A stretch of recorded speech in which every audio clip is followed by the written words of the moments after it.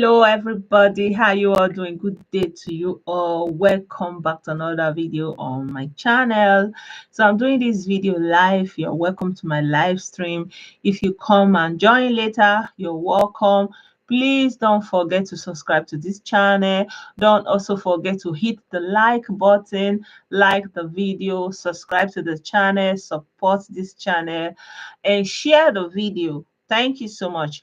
So, my people, I promise that I will come online today and talk about what is going on in the Ukraine, and especially as it pertains to Nigerians who are there, who are studying, as well as other Black people, and what Nigerians can learn from what is going on in Ukraine in relation to the calls for secession and breaking down the country and basically destroying the country. So you see what is going on in Ukraine, and the videos were all over the places. How the Nigerian students and as well other African students were not being given the access to cross to the bordering countries to escape the realities of the war they were facing in the Ukraine, and the difficulties that they faced, and being made to work hours upon hours in the cold, in freezing temperatures, without anybody having concern for their welfare and for their health.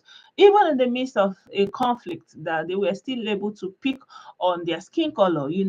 So that is one aspect. Then another aspect is looking at how Nigeria is. You see, there's a lot of problem, no doubt, but it's very, very easy for the whole thing to escalate.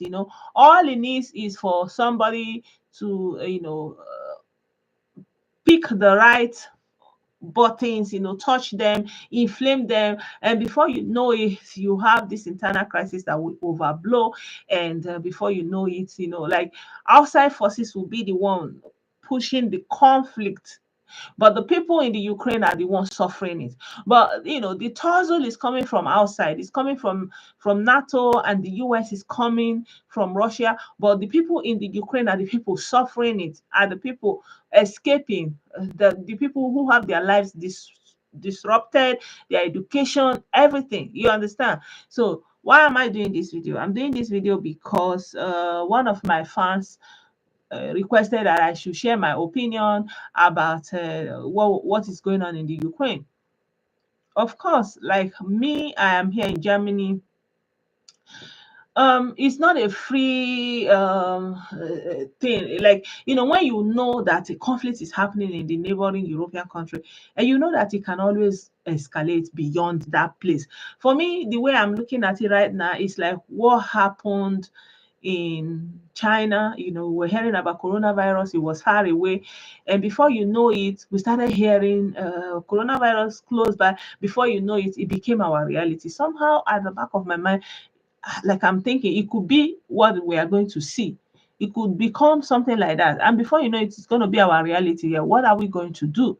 What are we going to do? For example, Africa will still remain the refuge for a lot of people, because if anything happens now and the whole conflict escalates beyond Ukraine and Russia, and gets to other parts of Europe, what do you think is going to happen? A place like Nigeria will become a place that people will want to escape to. But if you set it ablaze, and if you um, cause the problems that are in Nigeria, that can be handled. If you make it to become major conflict, like armed conflict, and especially for places that you don't have the conflict that is going on in the northeast, and if you make, like, for example, you make the southeast to become a conflicted region like the northeast and the northwest now, whose benefit is it going to serve? Whose benefit is it going to serve? Definitely not for the benefit of the people on ground.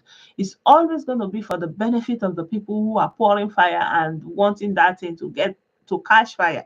It's never for the people who are on the ground suffering that heat. You understand me? So there are many ways we can look at what is happening in the Ukraine. At the end of the day, you see that people who have power have interests in that Ukraine. For example, the NATO countries, they want to uh, go close to um, to Russia, using the bordering countries, assimilating them into the European Union, and by so doing, being on the border of Russia. And Russia don't want this. They don't want this because they want to be able to have a safe distance, a defense mechanism against NATO and against the US in case if anything happens, because of course they are always having something that they don't agree about. So they don't want that defense mechanism to fail. Whereas, for example, the NATO and American people, they want to put in that missile shield or something like that, so that if they peradventure they want to go against Russia, so they have them caged in. Like Russia cannot have any means to defend themselves. So if they want to fight back, they already have a shield around them. This is basically what Russia is fighting against. But of course, Russia have the power, America have the power. Who doesn't have the power? Is the Ukrainians, So at the end of the day, for me personally, I would think that the Ukrainians are supposed to understand their place and see themselves as the elephant that suffers when the grass that suffers when two elephants are fighting. So when two elephants are fighting, the grass will suffer. That is Ukraine, because right now Ukraine is like a battleground for two superpowers, and they are like the grass, two elephants fighting, and they are going there to be suffering. So the president of Ukraine or people in charge of Ukraine is supposed to look at their own interests, look out for their own interests. But right now, the people in Ukraine, they believe that if they go to the European Union, everything will be better for them, basically. So that's why they are thinking that they want to join the European Union. But for Russia, Russia sees them that if they join the European Union, that it becomes basically a threat for them, because the NATO alliance will be on their doorstep, and they don't want this. You see, so it's not like I'm justifying the war or anything. I just kind of understand what is going on. And of course, it doesn't even matter my opinion, doesn't matter the opinion of anybody, or not to talk of any African person, don't even matter. Even the opinion of ordinary people don't matter. At the end of the day, it's the people in charge that know what they are doing. You understand me? So they are the one that know what they are fighting for. But for me personally, I will say that we Nigerians, we're supposed to look at what is happening. We're supposed to look at what is happening, because if it comes down to it, that's how they will just incite one side. Before you know it, everybody will be fighting. Before you know it, millions. Before you know it, everybody will be displaced. So, where am I going with all these things? We should be looking at what is happening and be learning from it. Be learning from it, because if you don't have what it takes, you don't have the backing that it takes, you cannot go and engage a superpower. You can't go and engage a superpower. And if you go and engage a superpower without having what it takes, the consequences, you will have to be ready to bear it. So right now, we should know that Nigeria is still the only home that we have right now. And we are supposed to build on the gains, build on the benefits, build on what is there, not to destroy it. Some people think that nothing is there, they want to destroy it, burn it to the ground and start all over again. No, you are supposed to build upon what you have, little by little, generation by generation. The thing will be getting better. You cannot just want to say you want to destroy it, because destruction is very easy. Where is the rebuilding going to come from? Where? So you don't know. It's not an easy something like that. So my people, what we are looking at in Ukraine, it can go both ways. At the end of the day, whether it's Russia that win, whether it's Ukraine that win, lives have been lost, the cities have been destroyed. It will take years to be rebuilt. It's not a small thing. It's not going to be an easy thing, because it costs money to build. It costs money. It costs the people that have left, the brain drain, before many of them will not come back again. What about the children that have been taken? Like, it's it's a lot. It's a lot. So a lot of people are looking at it and thinking about, oh, America will win, Russia will win. But I'm looking at it from the humanitarian side. It's the Ukrainians that are going to suffer it anyhow, anyhow. And in that way, that the Ukrainians should look very, very well. Even though maybe they prefer to be with the European Union, and they believe that they will have more benefits in the European Union, and it is basically causing this conflict for them. Maybe it will not be too cowardly to postpone it, until they have what it takes to engage the superpower. Because if you don't have what it takes to engage the superpower, and you want to go against the superpower, you are going to suffer for it. You are going to suffer for it. So, my people, Africa is still our home. Everywhere we go on this earth, the treatments. You saw how they treated the people in Ukraine. The same thing applies everywhere. Remember when NATO went to Libya? The same thing happened to black people in Libya. The black people in Libya, they went through a lot. A lot of people lost their lives also. So anywhere we are, when there is conflict, it's going to turn back on us. So at the end of the day, that home, that Nigeria that we have, nobody should be calling for the destruction again. If you don't like what is going there, then work what you can do. Talk about improvement, do something. Stop calling for destruction. Destruction is very, very easy. Let us learn from what is going on in the world and know that Nigeria is the only home we have.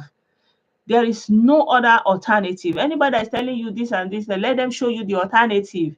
Let them show you the groundwork they have done for the alternative they are talking about. Anybody that is calling for destruction and secession, ask them, do they have any other alternative? Have they thought it through? You see, so Nigeria is the only home that we have. So we may not be happy with the way things are going, but we must not call for the destruction of Nigeria. We must talk about how we can rebuild, how it can be improved, what can be done, the value systems that need to come in place so that things will begin to play out well. Those kind of conversation. We should stop all this conversation of destroy, destroy, destroy, bad, bad, bad, bad. Nowhere in this world is perfect. People, countries face different type of challenges and difficulties along the way. So yeah, I know a lot of people don't like to hear something like this, but I'm sorry, I just have to break it down to you. You don't have any other alternative. You don't have any other alternative. So for now, it is Nigeria that you have. Build it, build on the gains, improve upon what is on the ground. Stop calling for destruction. Stop calling for disgrace. Because if you are calling for the destruction of Nigeria, you are calling for your own destruction. You are calling for your own destruction. You see.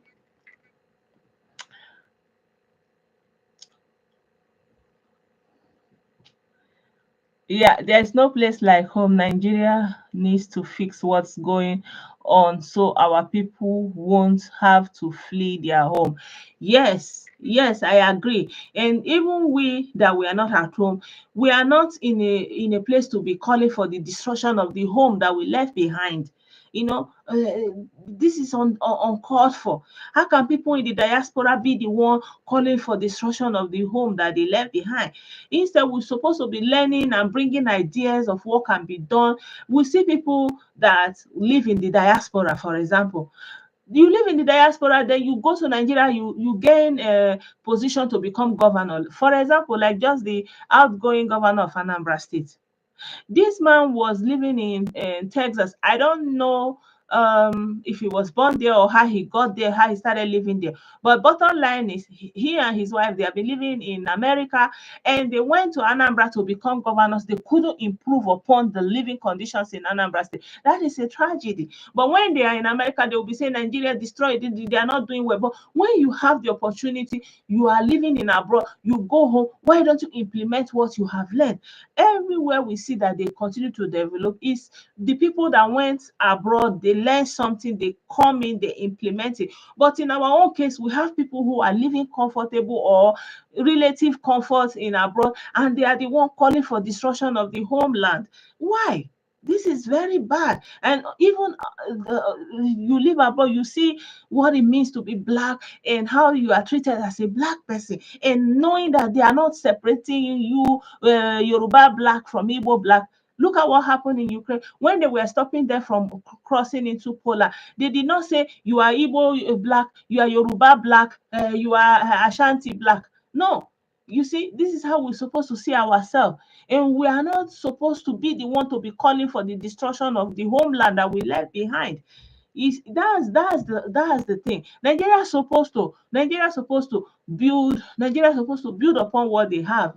Everybody agree upon that. But the people abroad are the ones called, I don't know, especially people who are based in London. They are always the one rising up and calling for the destruction, burning down of the country. Is very, very bad. What about, for example, you are living in London, you are living in America, and somebody is saying burn it down. How will you feel, you that you are there? You will feel attacked and threatened. You see, so that's my own point of view. Like, yeah, things are not working fine, but what can we add? What value are we bringing? Because it is people abroad, all the energy that people put together to form all this group to say they want to succeed, they could use that energy, form all this, gather all this money, and be intervening in communities one after the other. Things will be getting better. But all the money they will collect all that money together, it will go into individual pockets. They will start fighting themselves again. So the problem is the Nigerians themselves. They have to find the value system, the core values that they will live by. You understand? And we will have to start from somewhere. But first of all this talk of destroy Nigeria, destroy Nigeria, destroy Nigeria, burn it down, burn it down, it needs to stop. If you burn it down, where are you going? Where are you going? If the conflict in Ukraine and Russia escalates, just like I was saying, like the coronavirus, all of a sudden it became the reality of everybody.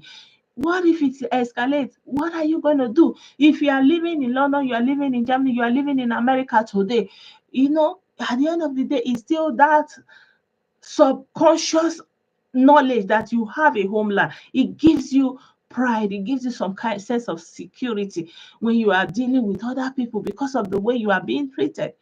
Why should we call for destruction of our land? It is very, very, very uncalled for.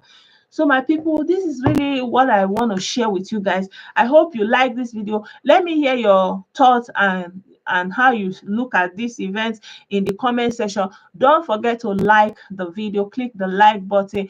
Don't forget to hit the subscribe button. Also subscribe to my channel, support this channel. Yeah, I always like to do these videos live, because if I say I want to upload the video, it may take a while, but I will try my possible best to be coming online, more frequently, so that at least we'll develop some kind of routine for my online videos here.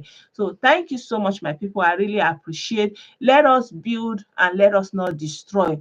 Let us uplift and not downgrade. We are Nigerians. The future of Nigeria is all of us. Nigeria is Nigeria. Nigerians make up Nigeria. Like when people go all over the world, all different parts of the world, and people are experiencing the Nigerians that go to that place as Nigeria. It is not the geographical location. When they say Nigeria is just a geographical location. Yeah, Nigeria geographical location is not what went to America. It is Nigerians. So it is we that we are Nigerian. Nigerians, the people that are Nigerians, those are the people that make up Nigeria. It is you, the character that you exhibit. If you are good, if you do your job diligently, if you are upright, people who come across you on a daily basis, they will experience uprightness, integrity. They will experience you like that because you are Nigeria. That geographical space is not what makes you. It is you that will make up that geographical space. It's just like when we come to this Germany, it's the people that we experience, the way they are doing their things, the way they follow the rules and regulations. So if you go to a place where people are not following the rules and regulations, everybody is doing as they want, that is the people. So it's still the people that will have to reorientate themselves and do the right things and uplift themselves and uplift their country, and before you know it, things will start working. If doctors do their job as doctors, if nurses do their work as nurses, if police people do their job, if judges do their work and are diligent and process the case diligently and expediently and grant justice, that is when Nigeria is working. But when nobody is doing their job, nobody wants to do the right thing, and then people come from abroad, they will come and become governor, and they will not still do the right thing. Look at Obiano, the governor of Anambra State. He just handed over yesterday afternoon, and he was already on his way out of Nigeria that yesterday evening. Like, this is incredible. How can you hand over as a governor of a state in Nigeria for 8 years, and on the eve of the same day you handed over, you are leaving Nigeria? Why? Who is chasing you? What are you running away from? You see, so you just came in to steal, and then you want to just escape like that. And so it's the people that will build Nigeria. Let's awaken this consciousness that we are Nigeria. The future of Nigeria is in our hands. There is no point feeling good. Like, Nigerians or Africans are the only people that feel great when they talk about destruction of their country, eliminating, destruction of they are only the one that feel great. Like, if you are showing any form of optimism among African people, they will be very disappointed. That is wrong. Let's look at what is happening in Ukraine and learn. Look at what is happening, regardless of who is right or wrong. Look at who is being displaced. Ukrainians. Look at who are crossing the border, facing different forms of danger. Fathers, families separated. It's the people. No, it's the people. And this is the people that will make everything right again. We are Nigerians, and Nigeria are ours. The future of Nigeria is in our hands. If we want war, they will sell weapons for us. They will kill ourselves and finish ourselves. After all, who we first they disturb, So we have to do the right thing and think for our own interest, uplift ourselves and say the things that will bring goodwill among ourselves. And stop all this ethnic bias and ethnic hatred. Because when we are complaining of racism and that, how they are doing things according to color, we are also doing it ourselves. The way we are fighting against each other based on our tribe. And people are hating on other tribe, Igbo, Yoruba, Hausa, calling them names, and you are not angry that they are segregating you white and black. It's the same thing. It's the same thing. So we should learn how to see each other as humans first, so that we don't deny the humanity of one another. We can have our differences. You don't have to love everybody. You don't have to agree with everybody, but acknowledge their humanity, respect their humanity, and want the good of everyone, and uplift above all. Yeah. So thank you so much, my people. I appreciate you. Don't forget to hit the like button, subscribe to this channel. Please, please, please share the video, let the information spread, and I will see you guys in another video. Bye for now.